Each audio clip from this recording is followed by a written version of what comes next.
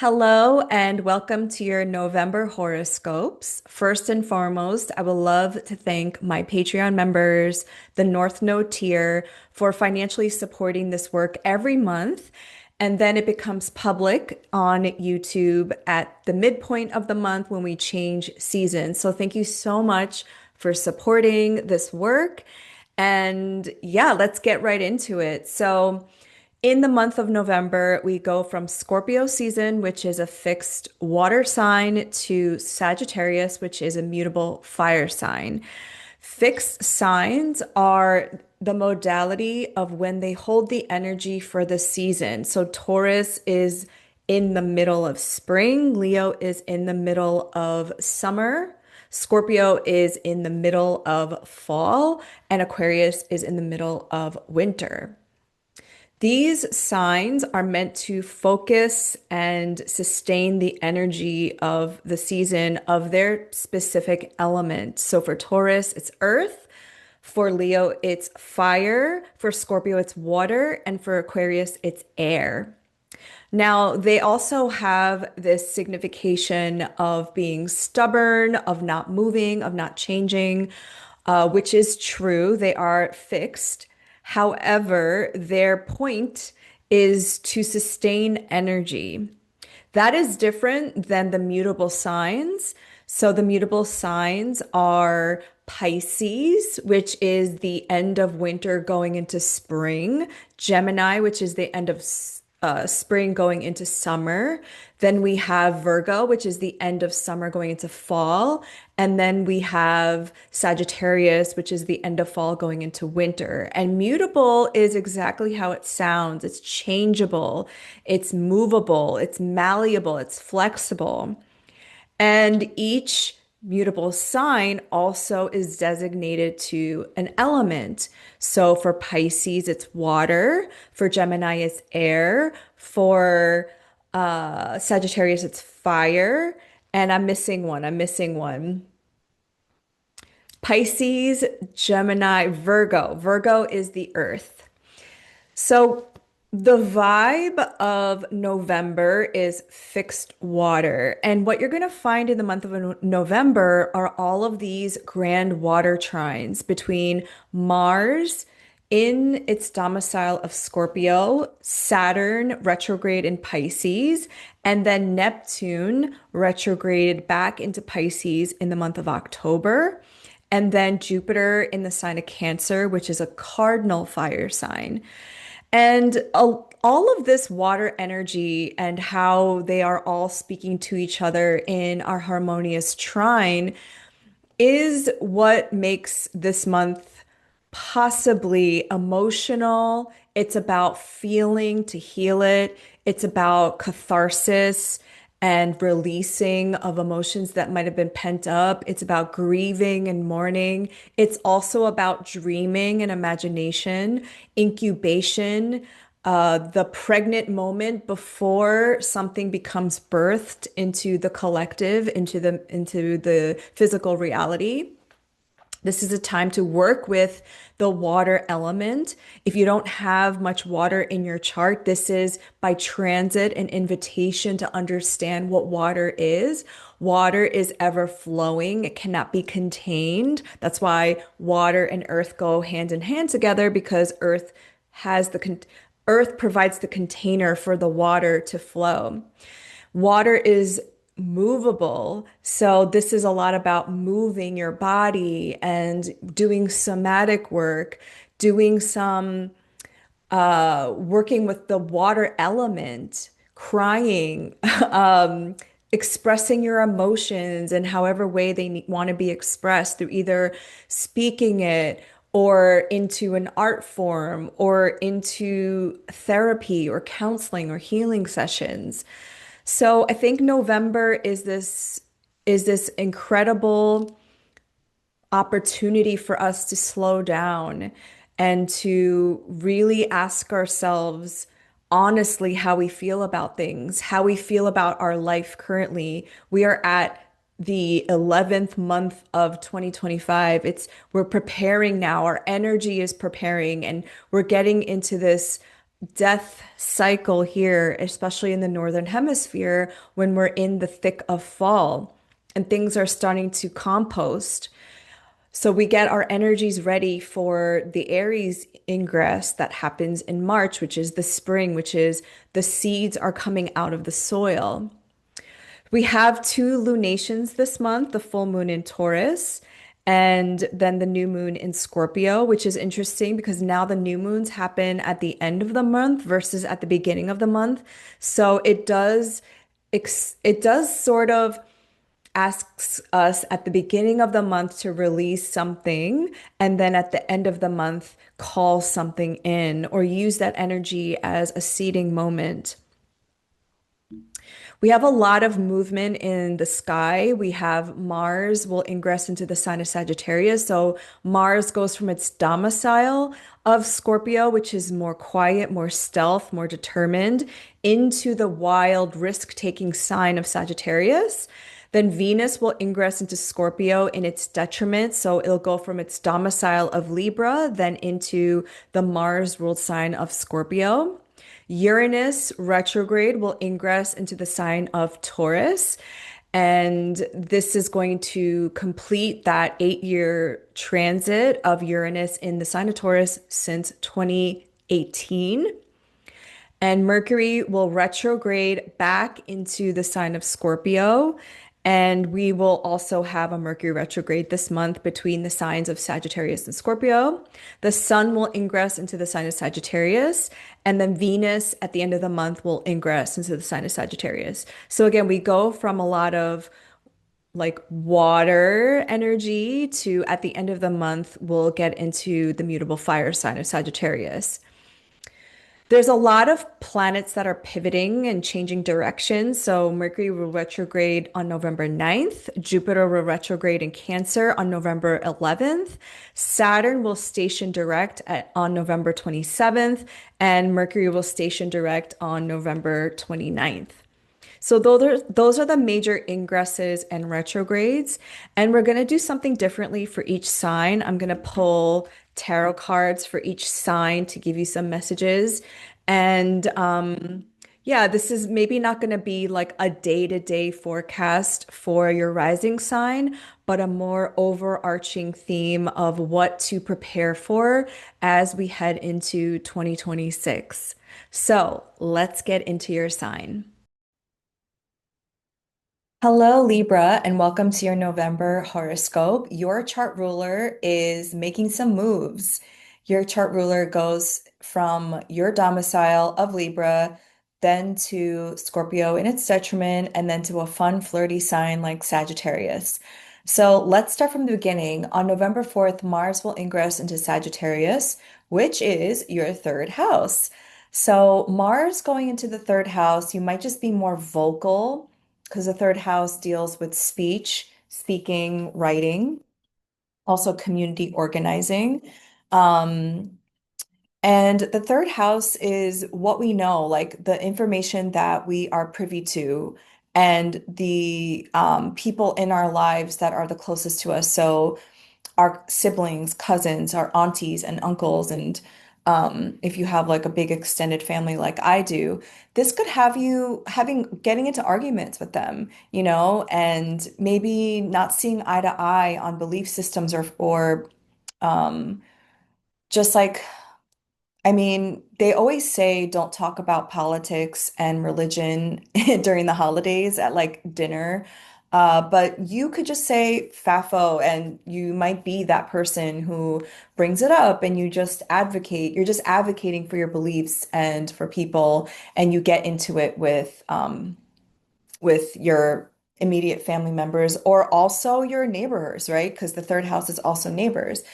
But Mars in Sagittarius is a risk-taking kind of energy. It's being courageous. And so, um, a lot of Libra risings I know specifically aren't really like that. They're very, and excuse me for just being blunt here, because a lot of Libra risings are like people pleasing. They like to keep the peace. They like to be diplomatic. They like to, be a little neutral and like moderate on some issues.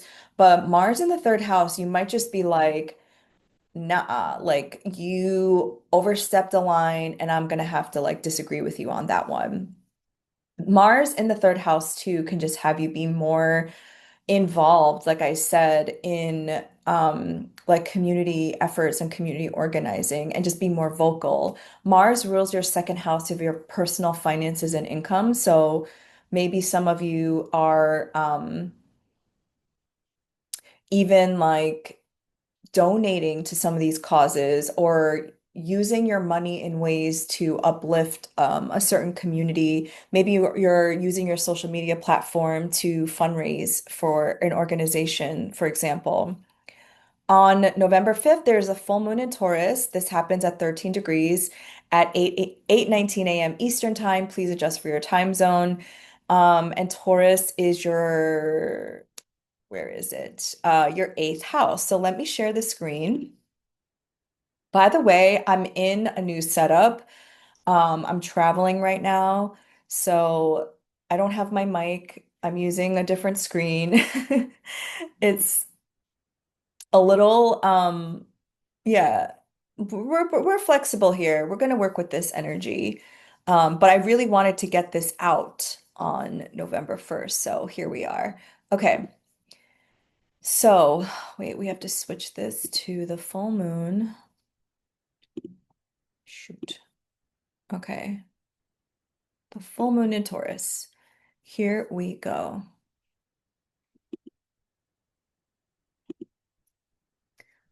Okay. So here's the full moon at 13 degrees, and it's exalted full moon, which is gorgeous. The moon is exalted in the sign of Taurus. And then your Scorpio house. So these are the financial axes, the second and the eighth. And Scorpio and Taurus really do speak about like our worth, value. Scorpio is about detachment. Taurus is the embodiment. It's like the physical. So a lot of money matters might be on your mind at this time, at this full moon. You might be waiting on a payout. You might be receiving a big chunk of money. For example, the ruler of this full moon is Venus in your sign in its domicile at 28 degrees. So something that some intentions that you set around the new moon in Libra, this was like October 20th, October 21st. That was a new moon in Libra at 28 degrees in your sign. So let's say, okay, you want to make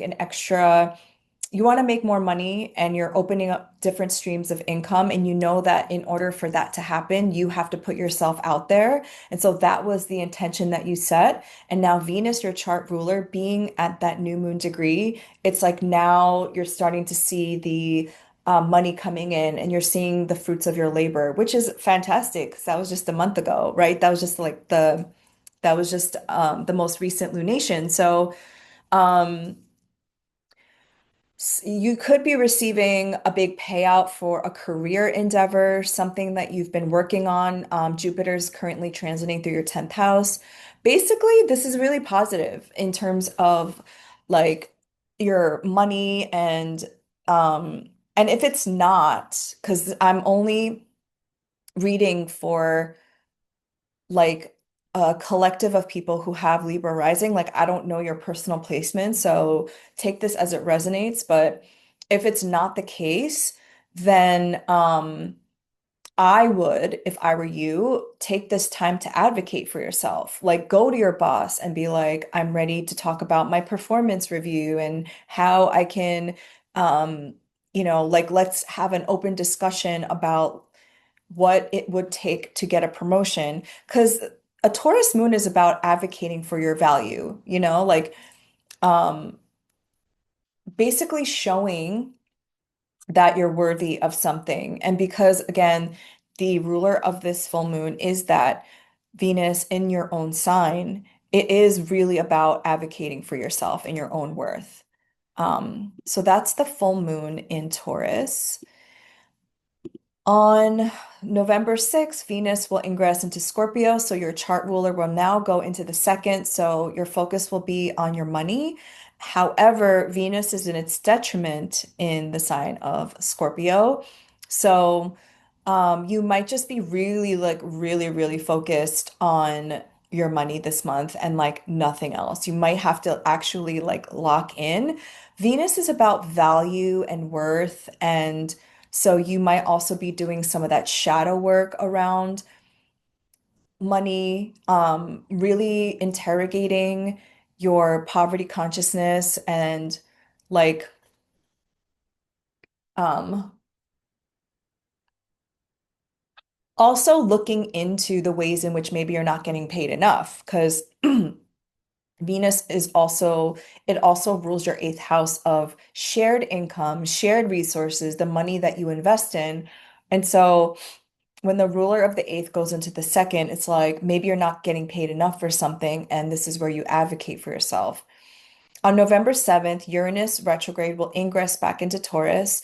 So you had a little taste of Uranus and Gemini in your ninth house since July 7th. So some of y'all might have been traveling abroad from July till November 7th.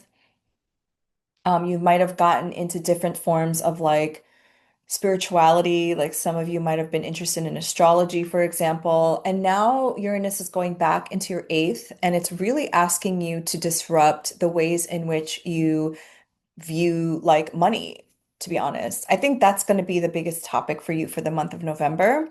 The eighth house, however, is shared income.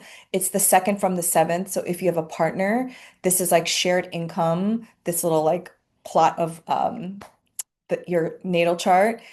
The eighth house is also about death and about it's the house of the occult. So some of y'all might have really been like thinking about your own personal transformation, the ways in which maybe you've been stuck through like old behaviors and the ways in which your psyche gets in the way of like um opening up the pathways of abundance. And a lot of it might have to do with just the belief systems that you inherited from your family, from your ancestors. On November 9th, oh, and so Uranus will be there until April of 2026. So this is the end of this transit. On November 9th, Mercury will retrograde at 6 degrees of Sagittarius. So Mercury will be going from your third house into your second house, and Mercury rules your ninth house and your 12th house. So Mercury in your third, like Mars being there, again, you might be more vocal during this time. You might be writing more. You might be speaking more. Now, the only caveat is try not to be like preachy because Mercury in Sagittarius can be like very preachy, like I know the way and I know what's best, you know? So try not to do that, but more of like, reinforcing this idea of faith and belief in everything that you say and that you write and that you do. On November 11th, Jupiter will retrograde in Cancer at 25 degrees. So Jupiter has been going through your 10th house since May of this year, expanding your visibility in the public sphere. Okay, especially if you have your midheaven here. So now Jupiter is going back. And now you're asking yourself, okay, you know, do I like the trajectory of my career? Do I like how I'm showing up? Um, because Jupiter also rules your third house and sixth house, are there routines and rituals that I can that can help support me and what I need to do for my career, for example? Um, November 18th, Mercury will go back into Scorpio, which is your second house. So now, like, your mind and your thoughts will go into money matters again.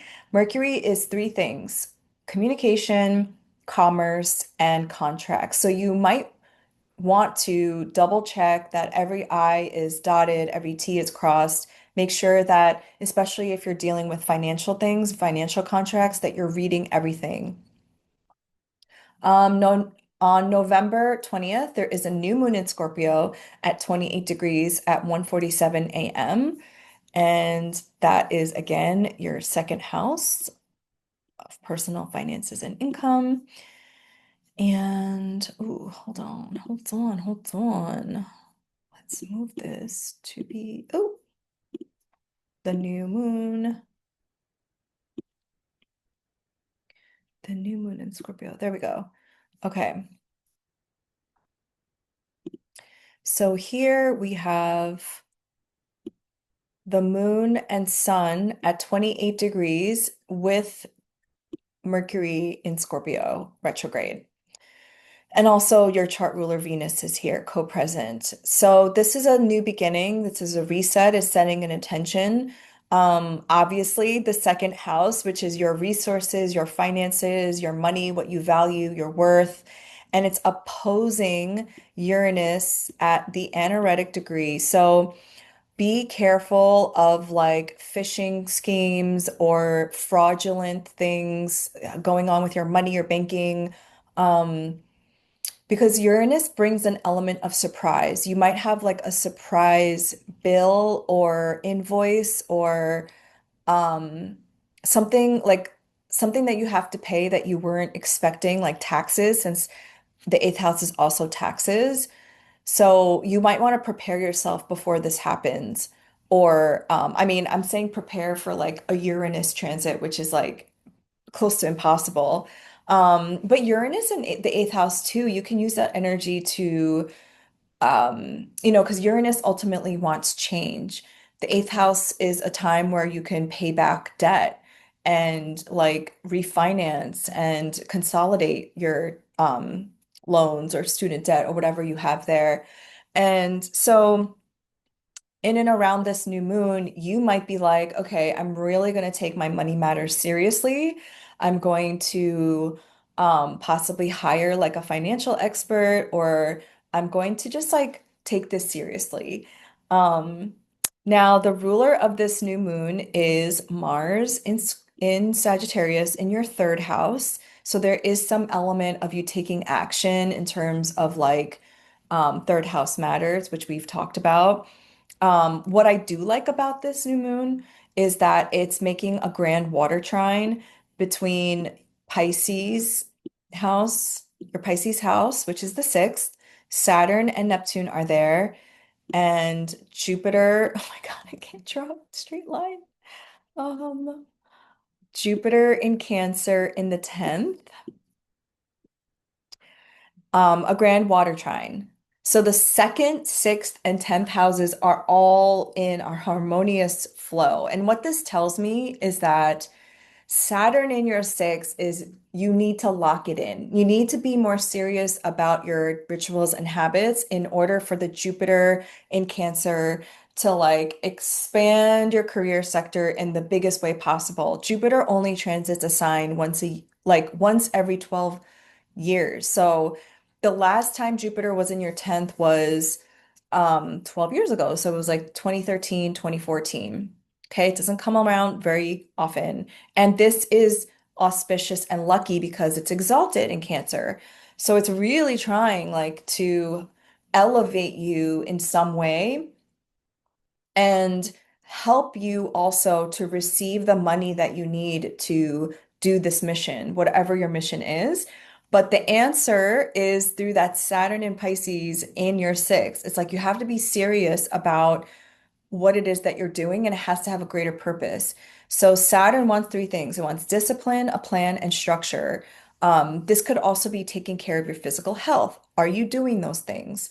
Um, and I guess like we'll talk about it now, which is on November 27th. Saturn will station direct here at 25 degrees. So like this will be the last time that Saturn goes direct in this sector of your chart before it goes into your seventh, February of 2026. So you definitely want to pay attention to this, like this around this new moon time, because I think what the sky is saying is like you have so much potential to make this a reality if you're serious about your routine that supports it.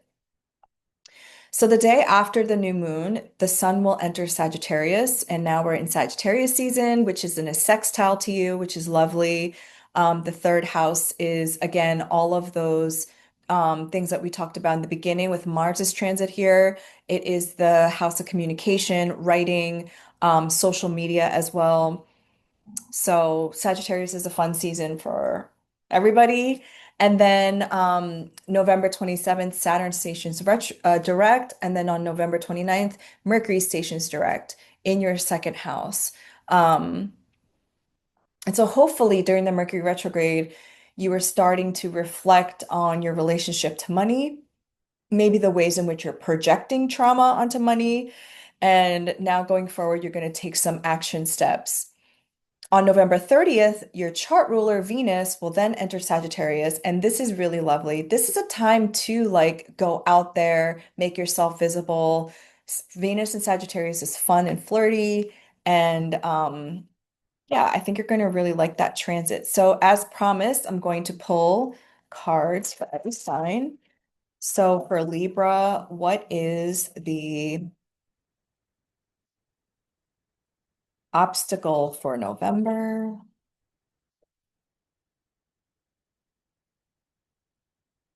What is the obstacle for November?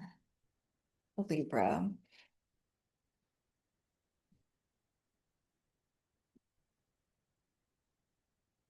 Ooh, okay. The Three of Wands. This is an Aries card.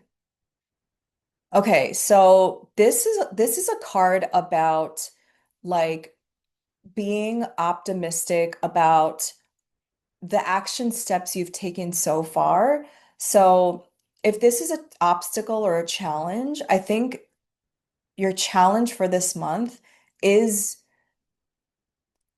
is to not get jaded or to not get what is the right word? Like the challenge is going to be to keep the vision of your future locked into your brain, okay? The challenge is that despite everything that might be a challenge for you this month, is to keep up the hope and the faith, okay? It's to keep going no matter what the odds are. So what is the opportunity? Okay, that's interesting. The opportunity is the Five of Pentacles, which is to heal your poverty consciousness. Second house, eighth house matters. Like I said, for a lot of Libra risings, this month is going to be focused on your finances and your financial well-being. So the of Pentacles is about scarcity. And so you're going to be challenged to keep like looking forward and doing this work because it's an opportunity. What is the blessing for the month of the blessing? Ooh, the Hierophant. This is a Taurus card. The blessing is in your wisdom and everything that you've learned so far. So you might have been feeling this financial dread for a while now, and you're asking yourself, like, what is the point? Right? Like, I want to be at this space of like optimistic, hopeful receiving of abundance, but I've only been feeling this, which is why this came out as an opportunity. So you've learned certain things by now, and maybe you came back here at this state to never feel like this again because you've learned a certain set of skills. You've changed your vibration in ways that you're never going to go back to this place. So that's why this came up as an opportunity and not the challenge. Because the challenge is going to be to maintain this vibration of like, because what happens is so many of us, especially if we have like immigrant parents or we're from the global majority and all of our resources and lands have been plundered, right? We have this misconception that we are poor. But in reality, re like we live in an abundant universe, and it's those people that the 1% who hoard resources, and hoarding is actually a marker of scarcity. So it's like, then what really is abundance then? You know, I always feel like when I'm feeling scarcity, this is when I always go to nature because nature always reminds me that there's no such thing as scarcity, that there's a time of rest, that there's a time where things in the land don't grow because they need to rest and die and decompose. but nothing is ever scarce, if that makes sense. And so if I've maintained this certain level of wisdom, I truly will never be here again. Okay. So I'm sending you all love, Libra, because this is not an easy, um, it's not an easy journey to go through, But once you get to a certain vibration, like nothing can tear it down. Like once you get to a certain like level of understanding, nothing, you can never go back down. You know what I mean? So anyway, I hope you have a beautiful month. I will see you in December. Bye.